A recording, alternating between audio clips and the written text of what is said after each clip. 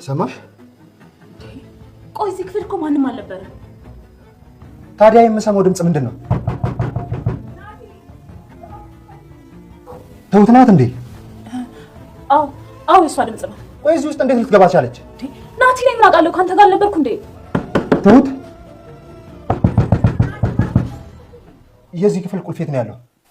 እኔ ጋር አይደለም። እና ታዲያ የት ነው? ገዜ ጋር ነው። ከሌላ ቁልፎች ጋር አንድ ላይ አድርጎታል። እሺ ቶሎ በይ ፈልጊና አምጪልኝ። እዚህ ውስጥ ነበረ ቁልፍ እኮ አምጪዋ። እዚህ ውስጥ ነበር እኮ ነው እያልኩ ያለሁት። ምን ማለት ነው ደግሞ እሱ? እኔ እንጃ። ለምንድን ነው እኔ ላይ እንደዚህ የምትጮኸው? ቆይ አንቺ ልትቸገርሽ ምንድን ነው?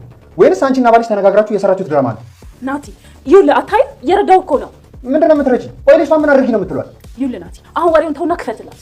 ሁሉንም ነገር ወደ ክፋት የመቀየር አባዜ ይተው። ጥሩ ለመምሰል መሞከር ጥሩ አያስብልም። እሺ የራሱ ጉዳይ። እሺ ሰው ማመን ከብዶኛል። አንዳንዴ እኮ ማመን ግዴታ ነው። ልጅ አለ? አዎ አለ ነው ነበር የሚባለው። የት አለ ታዲያ? አሁን ክፍለ ሀገር ስራ ይሰራል። እና ብቻህን ነው የምትኖረው? አዎ አንድ ወቅት ብዙ ነበር፣ ግን ማችና ገዳይ ሆነ። እኔ ትሁት እዚህ ቤት ባትቀጠር ማች ነበርኩ፣ በልጄ ምክንያት። በልጄ? አዎ በልጄ ምክንያት። ያመጣት ሚስቱ በጣም ታሰቃየኝ ነበር። እኔም ከዊልቸር ላይ አልነሳም ነበር። እና እንዴት ዳንክ? እድሜ ለትሁት ታግላ ዳነች። አይገርምሽም? እንዴት ነሽ አለኝ። ደህና ዋልሽ? ደህና ነኝ። ሳላስፈቅድ በር እንዳወጣሁ አይደል? ደግ አደረግሽ። ኧረ ደግ አደረግሽ። አንድ የምነግርሽ የምስራች አለ። የምስራት? ናቲን በስልክ ልታወሪው ነው። የምርህን ነው? ልጄን ድምፁ ልሰማው? ከናቲ ጋር ላወራ ነው? አዎ አለኝ። ናቲ የኔ ልጅ አለሜ። ቆይ እኔ ራሴ እከፍታለሁ።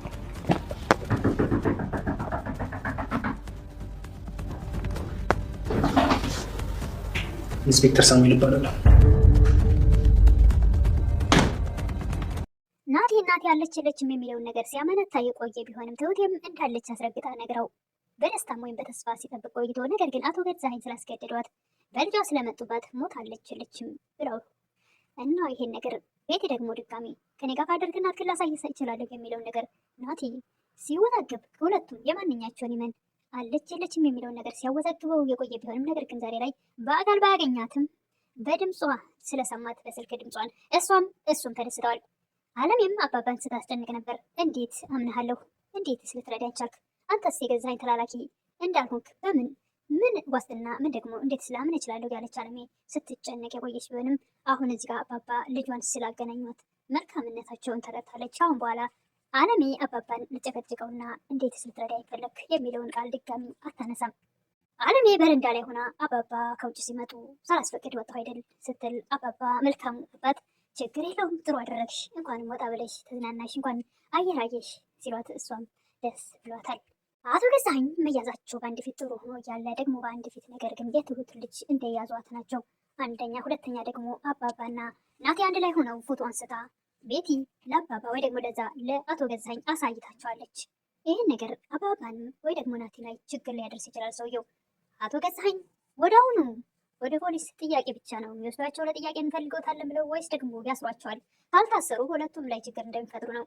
የገዛ ልጃቸውም ላይ ቢሆን አባባንም ወይ ሊያግቱ ወይ የሆነ ነገር ሊያደርጉ ይችላሉ።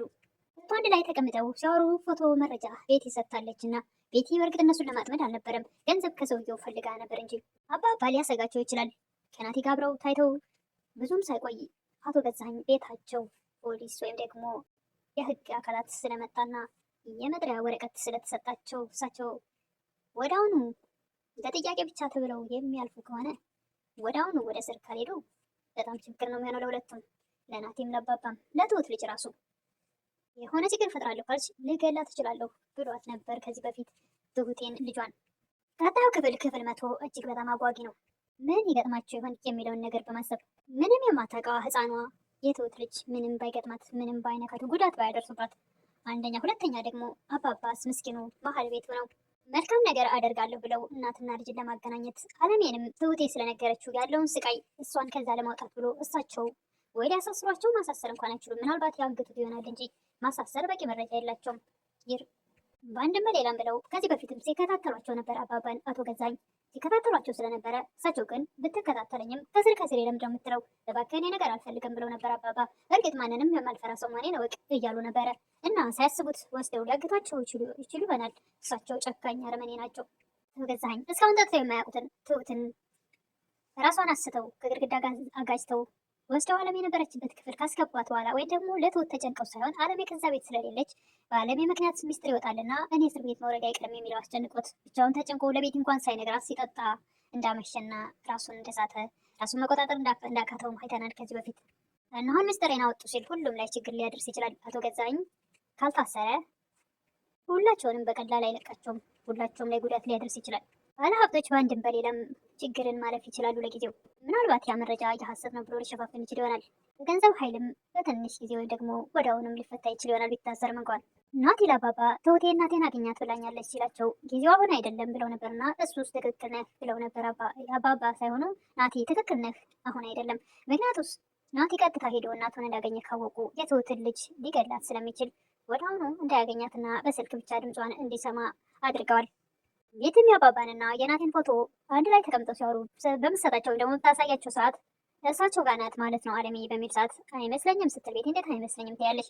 ምክንያቱስ እሳቸው ጋር ብትሆን ኑሮ እስካሁን እናቱን ያገኛት ነበር ያለች ነበር ቤት እና ምናልባት ላይ ጠራጠሩም ይችላሉ። እሱ እንግዲህ አሁን ግን ከእሳቸው ጋር ከታየ በኋላ ስለሆነ ወደ እሳቸው ቤት የህግ አካላት የመጣው ሊጠራጠሩ ይችላሉ። አቶ ገዛኸኝ እዛ ጋር ትሁትም አለች እዛው ቤታቸው ልጃቸውንም ይዟታል።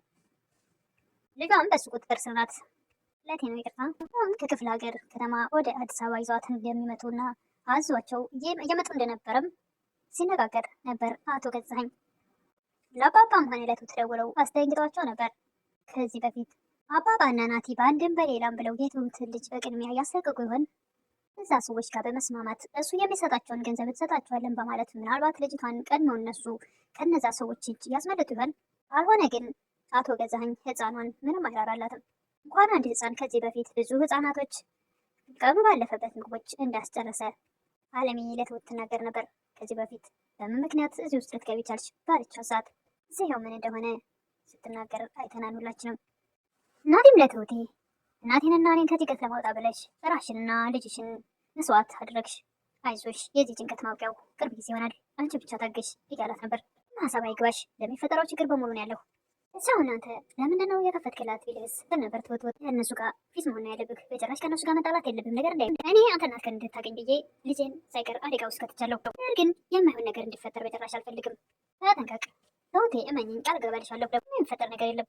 እናቴም ከትሁት ጋር ከወጣ በኋላ ሳሎን ቁጭ ብሎ እያለ ቤቲ ትሁት ተኛች አይደለ? እኔ እኮ እያንኮራፋ አላስተኛኝ አለ። ያ ለሱ ጭምር አይደል እንደ የሚከፍልሽ ይላት ነበር ናቲ። አልፈልግህ ነው ሴተኛ ዳሪ መሰልኩ እንዴ ትል ነበረ ቤቲ።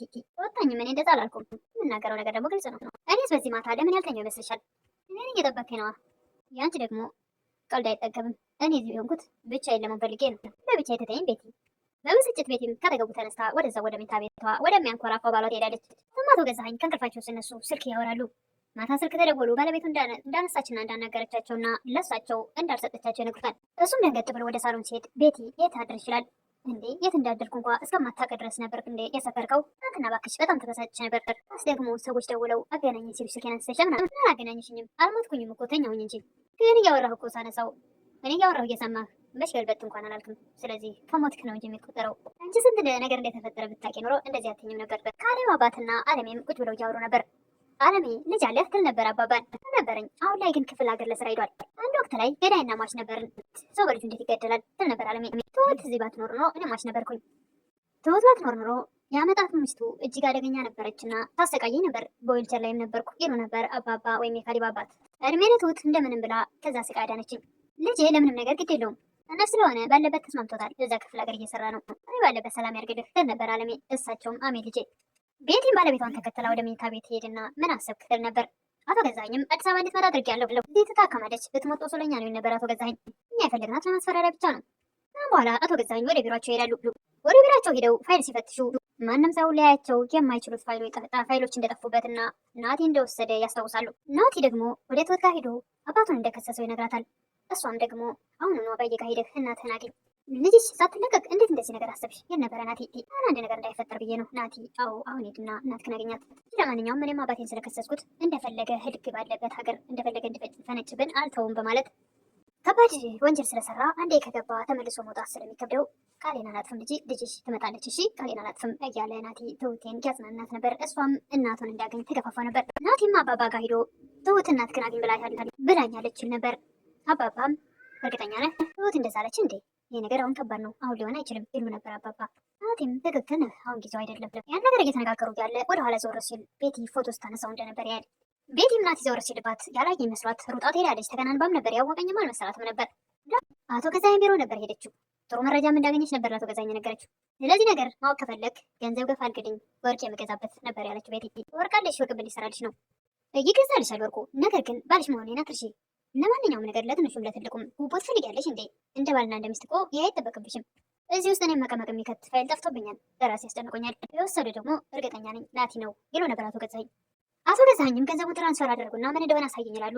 ስታሳያቸው ናቲና አባዬ አገኘሽው። ቤቲም ወዲያውኑ ወደ ቤቷ ተመልሳ ናቲም ወደዛ ቤት ሂዶ ምን ለማድረግ እየሞከርሽ ነው? ትዕግስቴን አትፈታተኝኝ፣ ሴት እንዳላደርግሽ ማትታይ መስሎሽ ነበር እንዴ? በመጨረሻም አባባ ናቲ እናቱን እንዳገኝ ነግሮት እናቱ ጋር ተገናኝቶ አለሜም ናቲም ደስ ብሏቸው አባባ ጋርም ፖሊስ መጥቶ ቪዲዮ አለቀ። ቀጣይ ምን የሚፈጠር ይሆን? ለትሁትና ለትሁት ልጅ ለምን ለአለሜም ሆነ ለናቲ መልካም ምኞታችን እንገልጻለን።